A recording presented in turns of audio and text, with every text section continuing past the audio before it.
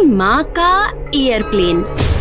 घूमना हर किसी को अच्छा लगता है, वो भी अगर हवाई सफर हो तो कोई भी तैयार हो जाए घूमने के लिए। लेकिन अगर आपको कोई कहे कि इस एयरप्लेन में आपके साथ चुड़ैल है, तो ऐसी ही बात है एक एयरप्लेन की जिस पे चुड़ैल का कब्जा था। आमतौर पर बॉम्बे टू लंदन जाने वाली इस एयरप्लेन में भीड़ नहीं होती थी, क्योंकि लोग कहते थे कि उस एयरप्लेन में एक खूंखार चुड़ैल है। माँ, मुझे टिकट मिल गया, बॉम्बे टू लंदन का। वही ना, प्राइवेट कंपनी वाले। हाँ माँ, अब मुझे जल्दी ही बैग पैक करनी होगी क्योंकि फ्लाइट कल रात की ही है। राकेश अपनी माँ का इकलौता लड़का था जो लंदन में पढ़ाई के लिए जा रहा था। लेकिन जब से उसने बॉम्बे टू लंदन एयरप्लेन का नाम लिया, माँ बेचैन होने लगी। अरे, कोई दूसरी फ्लाइट का टिकट नहीं मिलेगा क्या? अब इतनी मुश्किल से ये मिला है तो इसे छोड़कर दूसरा क्यों देखना है माँ? अरे बेटा, तू समझ नहीं रहा, इस बात को समझ, इस एयरप्लेन से मत जा। माँ राकेश को बार बार मना कर रही थी, लेकिन राकेश को समझ नहीं आ रहा था कि माँ इस फ्लाइट से जाने को मना क्यों कर रही है। माँ, लेकिन बात क्या है वो तो बताओ मुझे। ऐसे कैसे इतनी मुश्किल से मिले हुए टिकट को कैंसिल कर दूं?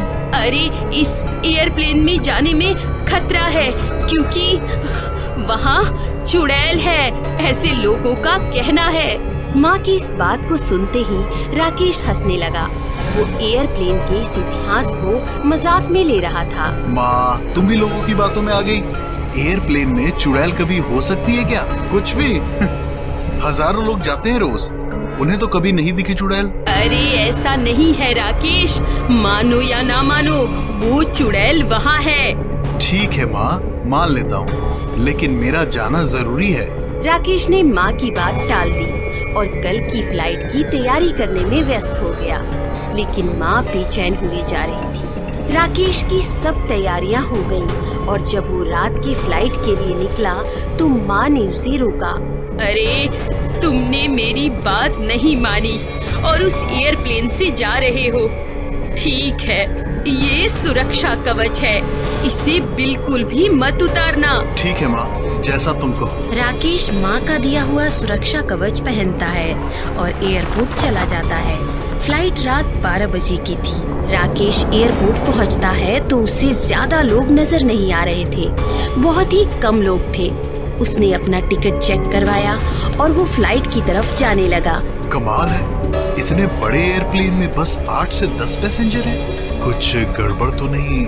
और ये राकेश ने नजरें घुमाई तो उस फ्लाइट में कुछ जगहों पर सावधान ऐसा लिखा हुआ नजर आ रहा था। राकेश को कुछ समझ नहीं आया तो उसने एयर होस्टेस को पूछा।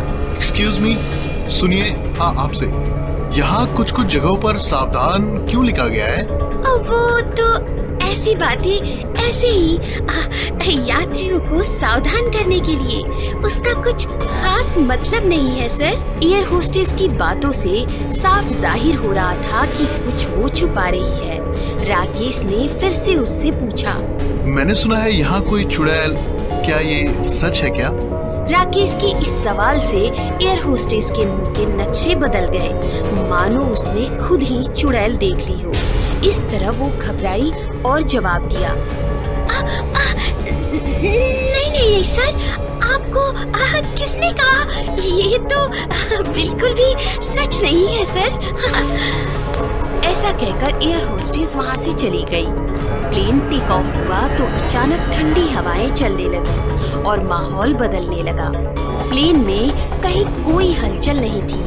वातावरण में अजीब सी बेचैनी थी और हल्के हल्के हंसने की आवाजें आ रही थी। और वो आवाज सुनते ही राकेश जाग गया और बगल वाले पैसेंजर से कहने लगा, एक्सक्यूज मी सर, क्या आपको भी किसी औरत की हंसी सुनाई दे रही है? गौर मत कर, कोई काम वाम नहीं है क्या? मुझे सोने दे, आराम करने दे मुझे। उस आदमी के ऐसे उखड़कर बात करने की वजह से राकेश वहाँ से उठ गया और एयर होस्टेस को प्लेन में ढूंढने लगा। वातावरण में बदलाव बहुत बढ़ गया और किसी के खून से सने पांव पायलट के केबिन की तरफ बढ़ रहे थे। यही वो चुड़ैल थी जिसका जिक्र माँ ने किया था। अच्छा, तो तू है यहाँ। मेरी माँ को मारकर तू ऐश कर रहा है, प्लेन उड़ा रहा है। पायलट गिड़गिड़ाकर रो रहा था, लेकिन चुड़ैल बहुत गुस्से में थी। उसने सीधा पायलट पर हमला कर दिया। चुड़ैल अपने नाखूनों से पायलट के शरीर को नोच रही थी। चुड़ैल ने उसके शरीर के 2 टुकड़े कर दिए थे, जिसके कारण केबिन में खून ही खून हो गया था। ये केबिन में गड़बड़ कैसी? मुझे चलकर देखना चाहिए। राकेश ने जैसे ही केबिन में पैर रखा तो वो हक्का बक्का रह गया। चुड़ैल पायलट के मृत शरीर को देखकर हंस रही थी। ये क्या किया तुमने? कौन हो तुम? इसे तो मार दिया, अब तेरी बारी है। चुड़ैल राकेश की तरफ बढ़ी, लेकिन सुरक्षा कवच की वजह से वो कुछ नहीं कर पाई। राकेश ने भी ये पहचान लिया और वो चुड़ैल को पूछने लगा, कौन हो तुम? क्यों मारा तुमने पायलट को? इसी की वजह से मेरी माँ मरी थी। ये मेरी माँ का एयरप्लेन है। क्या मतलब है तुम्हारा? एक चुड़ैल की माँ का एयरप्लेन कैसे हो सकता है? राकेश की कुछ समझ में नहीं आ रहा था कि ये क्या चल रहा है। मेरी माँ पायलट थी इस एयरप्लेन की। एक दिन एक टेररिस्ट ने प्लेन को किडनैप करने की कोशिश की, लेकिन मेरी माँ ने इसका विरोध किया तो इस पायलट ने और उस टेररिस्ट ने मिलकर मुझे और मेरी माँ को मार डाला। आज मेरा बदला पूरा हो गया। चुड़ैल की माँ और वो खुद उस हादसे में मर गई थी। माँ को मुक्ति मिली, लेकिन चुड़ैल को नहीं। ये पायलट तो मर गया, अब बचा वो टेररिस्ट। वो भी इसी प्लेन में है और मैं उसे मारूंगी। वहाँ जो कुछ चल रहा था राकेश की समझ में कुछ भी नहीं आ रहा था। वो चुड़ैल को रोकता उससे पहले राकेश को धक्का देकर चुड़ैल बाहर भागी। रुको, तुम ऐसा नहीं कर सकती, रुको। लेकिन तब तक बहुत देर हो गई थी। जो आदमी राकेश के बगल में बैठा था और उस पर चुड़ैल ने हमला किया, क्योंकि वो आदमी ही टेररिस्ट था। अब जाकर मेरी माँ को शांति मिलेगी। सभी लोग डर गए थे, यहाँ वहाँ चुप रहे थे। टेररिस्ट की मौत के ठीक बाद चुड़ैल गायब हो गई। सब लोग मेरी बात ध्यान से सुने, कोई घबराइएगा मत। हमारे इस प्लेन के पायलट को चुड़ैल ने मार दिया है।